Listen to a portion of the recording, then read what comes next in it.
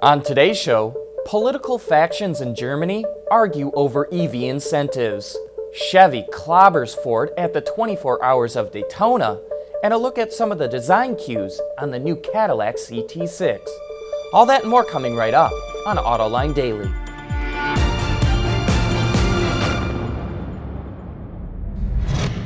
This is Autoline Daily for February 1st of 2016.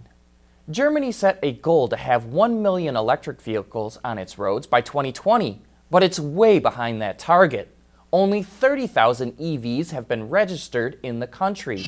So the country's vice chancellor wants to offer over $2 billion in incentives for EVs. But Germany's finance minister is dead set against the proposal.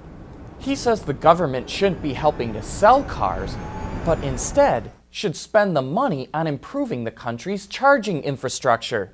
Those in favor of incentives are worried that Germany could lose out on battery production if it's not able to grow the EV market in the country. And speaking of electric vehicles, they may be the cheapest to operate if you only look at fuel costs.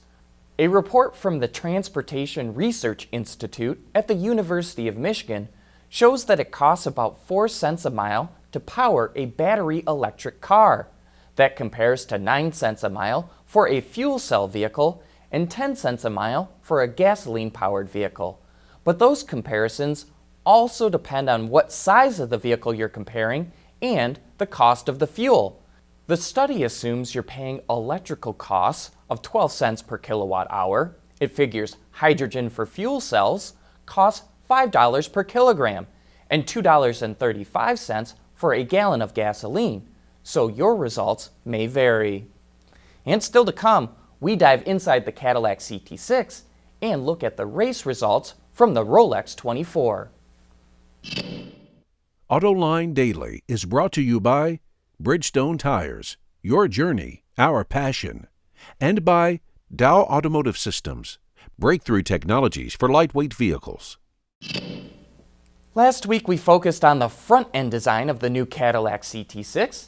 Now let's move our way to the back. And we'll start with a feature that many probably won't even notice. The CT6 is the first new Cadillac to get weld-on exhaust tips, which President Johan de Nysschen says will be rolled out on future Cadillacs as well.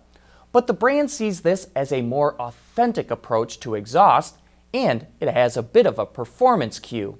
The rear taillights, as with the front, are easily recognizable as a Cadillac, although you'll notice a slight tilt inward and a bit of a hockey stick at the bottom, which the automaker believes creates a bit more of a dynamic appearance and also speaks to the athletic nature. I disagree a bit here though. I saw a CT6 and an Audi A8 next to each other from the rear, and I think the A8 looked more substantial because the lights are mounted horizontally, helping to convey visual width. You'll notice BMW and Mercedes have horizontal rear lights as well on their big cars. But maybe in an effort to combat this, the center high-mounted stop lamp, or chimsel, has been moved from the deck lid to the top of the backlight. It's a long, thin LED lamp that flows with the overall profile of the car. And this speaks to what the designers want people to see in the CT6, a car that's sophisticated, refined, and simple, with unique details that have a technical quality to them. Motor racing fans were in heaven this weekend as the long winter drought came to an end, and we were thrilled by a spectacular Rolex 24, the 24-hour sports car race at Daytona. 11 different automotive manufacturers participated in 4 different racing categories, providing plenty of around-the-clock action. The overall win went to a Honda V6-powered Ligier prototype. The top car in the prototype challenge class, a Chevy V8-powered Oreca, finished in 18th place overall. The GTLM class was a nail-biter to the very end, with 2 Corvettes taking the 7th and 8th overall spots, only half a second apart. And an Audi R8 took the GTD class, placing 14th overall. Early in the race, the radically designed Delta Wing put in a dominating performance until it crashed into a disabled car on the track. And the Ford GTs made their debut, but finished far down the field after running into a number of durability issues. The next race is in mid-March at the 12 Hours of Sebring, and you can bet both Ford and Delta Wing are chomping at the bit to show what they can do.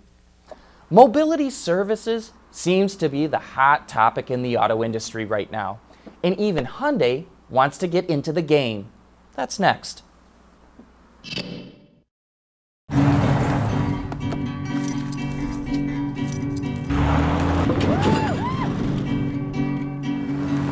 True love will find you in the end. Hi, Dad.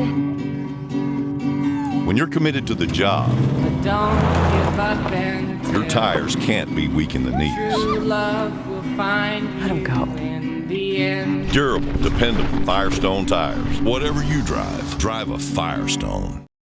There's more car news and industry insight from the Autoline Network every day. Take a moment to click that subscribe button. You'll never miss another Autoline episode.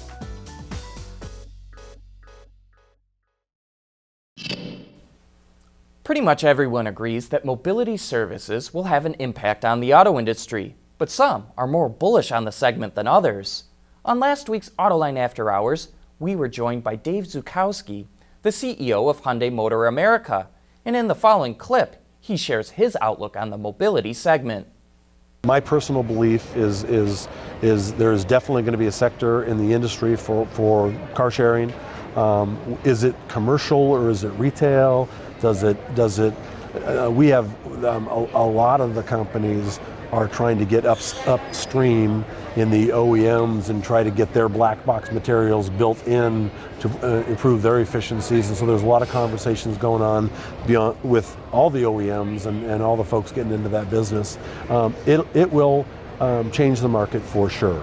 Right now, my personal gut feel is that it becomes almost a commercial segment, not retail, pure retail, not fleet, but almost a commercial segment that there's another niche there that didn't used to exist. We look at San Francisco, and I don't remember the revenues for sure, but the taxi business used to be half a $500 million in San Francisco.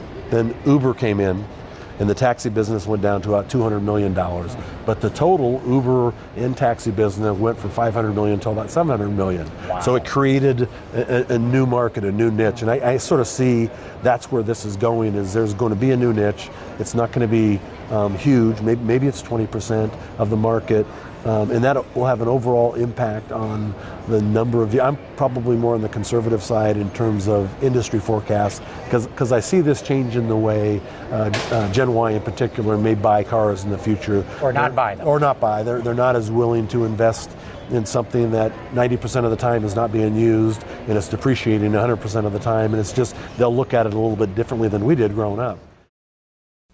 There's a lot of great insight into Hyundai in that show, including info about the all-new Elantra. You can watch that entire show right now on our website or on our YouTube channel. That wraps up today's show. Thanks for watching, and join us again tomorrow for the latest news in the global automotive industry.